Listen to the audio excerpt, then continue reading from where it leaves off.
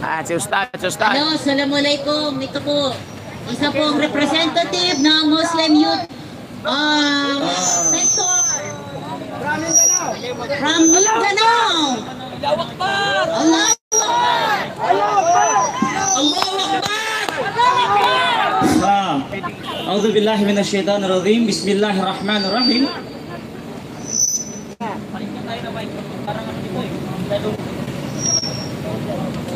And good afternoon. So, nakita nyo naman siguro, no? Wag at sa speaker. Dito na lang tayo. Dito ka harap. So, ito, ilang araw na namin itong ginagawa. Walang pahinga, walang tulog. Ha? Bakit namin ginagawa ito? Ginagawa namin ito, maipakita lang namin sa sambayan ng Pilipino na taas no kaming magsasabi na ikaw, Marcos Jr. ay bumaba na sa pwesto sapagkat hindi ka nararapat na umupo dyan sa Malacanang. Ha? Ilang araw na kami nandito. Di baling masulog sa araw. Di baling hindi makatulog ng maayos. Kahit kagatin pa kami ng dengue. Yung isang vlogger na nagsabi na kami ay bayaran, Sangkay TV, Hampas Lupa, Insekto, walang pinag-aaralan. Allahu Akbar! Allahu Akbar! Nung sinabi mong mga bayaran kami dito, Hindi kami bayaran! Sangkay TV, kahit ano pa karami, ang followers mo, subscriber mo, ang Diyos ang kakampi namin at si Bibi Allahu Sara. Akbar! Allahu Akbar! Kaya kayo dyan, mga vlogger na Sangkay TV, huwag kang mag-vlog kung lobat ka. Ha? Sa mag-vlog, pag ikaw ay nagsusolving, kasi alam naman natin nagsusolving yan si Sangkay TV. Kasi mana yan sa boss niya. Kung ang boss mo adik, matik na yan, pati tauhan adik na rin yan. Kaming mga Duterte, hindi kami bayaran. Loyal kami. Handa kaming magpa-drug test dito mismo. Kasama ang aming Baby Sara Duterte at ang aming Ferdinand. Ha? Pero yung si Marcos, takot yan. Takot yan magpa-drug test kasi kahit hindi mo yan ipa-drug test, halata naman. Tignan mo naman kung paano magsalita pag in-interview. Grabe na yan. Grabe na itong Pangulo natin. Grabe na. Tapos yung TV5 naman kung magbalita, fake news. Walang alam eh! Walang po! Kasi! Mga kupal ba kayong media? Ha? Anong klaseng pinapalabas nyo? 100 lamang po ang nagrally. Andon sila patay gutom. Anong patay gutom? Araw-araw, minu-minuto, oras-oras, Jollibee ang dumarating dito. Kahit ang mga OFW sa UK, nagpapadala ng tulong, suporta. Yung mga kalaban natin dyan nagrarally, pinaglalaban yung bangag, kayo yung mga bayaran. Kami dito, walang bayaran dito. Ginagawa namin itong kusa. Lahat kami dito, naggastos. Pera namin ang ginamit namin papunta dito. Pamasahe dito. Di ba? Okay. Sila, hindi yan sila gagalaw pag walang pera. Bakit? Halata naman na pera lang ang nagpapagana sa kanila. Tignan mo si Martin Romualdez. Ang tiyan niya parang tiyan na ng kalabaw. Grabe na yan si Martin Romualdez na yan. Tapos, nung siya'y nagbigay ng ayuda, halatang adik. Alam mo yan,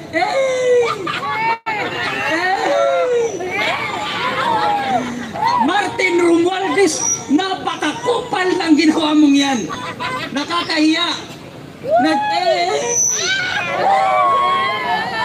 Dapat ang sinabi mo, amen, hindi Grabe na yan. Grabe na yan. Di ba? Tignan mo naman niya ang asawa ni BBM na parang zombie kung maglakad. Akala mo prinsesa kung maglakad. Hindi parang palakad, para talagang zombie na. Parang penguin talaga. May nalalaman pang pagaon-gaon. Robot naman parang penguin. No? Grabe na talaga. Kaya, tinatawagan ko ang mga kapwa ko mag-aaral, mapapublikong eskwelahan o mapaprivate. Halina't sumama, sarali tayo ay magtulong-tulong at ipakita natin sa sambayan ng Pilipino na kaya natin pabagsakin at pababain sa pwesto ang mga adik na nakaupo ng mga crocodile na yan. Diba? Luzon, Visayas, Mindanao, Itbulaga. Nabudol tayo. Napakalaking pagkakamali. Kung hindi lang dumikit yang si BBM kay Sara Duterte, kahit kagawad man ang takbuhin yan, hindi man yan mananalo. Bakit? Tignan mo kung gaano sila kawalang hiya at kung gaano sila kawalang utang na loob sa Duterte. Noong namatay si Ferdinand Marcos, ilang presidente ang dumaan, yang tatay nilang yawa na yan hindi malibing-libing. Ngayon, naging presidente si Rodrigo Roa Duterte, ipinalibing ang kupal na tatay mo, Marcos. Ipinalibing ang tatay mo. Ngayon napalibing ang tatay mo at ikaw ang naging presidente ng Pilipinas. Wala ka mang utang na loob. Ikaw man yung unang bumira sa Duterte administration. Tignan mo ang pinagkaiba noong panahon ni Duterte at ngayong panahon ni Marcos.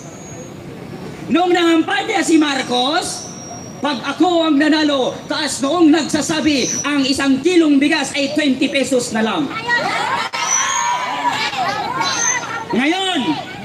Ngayon siya ay naupo sa pagkapangulo. Ang 1 kilong bigas naging 60 pesos. Mas lalong mumahal, no? Tapos ano ang naging mura? Ang shabu, mura na ngayon. Shabu doon, shabu dito, shabu doon, red doon, shabu lahat. Bakit? Kasi bangag ang ating Pangulo, adik na adik pa rin ang pinamumunuan. At ang mga adik ngayon, hindi na sila natatakot. Tinatawanan na nila ang presidente. Bakit nila tinatawanan? Kasi ang presidente mismo pag kinu-question, tinatanong about sa mga problem ng community, ng bansa, kumakamot ng ulo. Kayo walang alam. Mr. President, anong dapat nating gawin? Kasi sa Bicol namamatay ang mga tao, nilulubog ng baha, abay lumingon ang kupal. Ano bang dapat nating gawin? Ikaw ang presidente tapos hindi mo alam kung paano mag-solve ng community? Hindi mo alam kung paano magbigay ng solusyon sa mga pinamumunuan mo?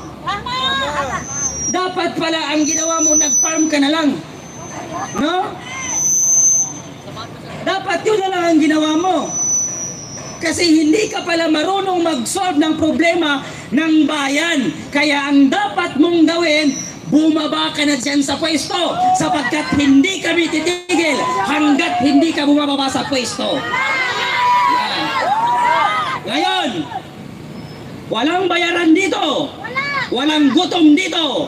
Tingnan nyo naman ang mga tiyan namin, lumalaki na, lumuloko na ng Jollibee. Jollibee! Duterte tayo! Ngayon, sabayan nyo ako kasi kahapon meron din tayong ginawang kanta. Ngayon meron na naman tayong bagong kanta. Pag sinabi kong bangag, sabihin nyo, Marcos, bangag! Marcos! Bangag! Pag sinabi kong bangag, sabihin nyo, Marcos! Bangag! Diba? Bagong presidente, bagong balyo. Walang prinsipyo, walang isang salita. Si Marcos yan, si BBM, bangag na pangulo. Bangag. Diba? Noong panahon ni Tatay Digong, napakaganda na ipagmalaki mong isa kang Pilipino. Pero ngayon, nakakahiya na isa kang Pilipino. dahil sa namumuno sa atin. Walang alam. First time pa lang na pagkaupo sa pagiging presidente, ang ginawa, pumunta ng ibang bansa. Nakikasal pa dun sa kasal ng anak ni Sultan Bulkiah. Di ba? Paano kaya kung ang inabutan niya yung Marawi City? Di ba? Ano kaya ang gagawin niya? Pupunta siya ng New York City, magbabakasyon. Tingnan mo si Tatay Digong, anong ginawa? Pumunta ng Marawi, nakibarilan pa. Di ba? Tama! Tapos nung dumating ang COVID-19, doon mo makikita kung gaano katalino at kagaling ang namumuno sa ating bansa. Kung si BBM lang yun, sigurado ako, siya ang unang mamamatay ng COVID-19. Grabe naman yan.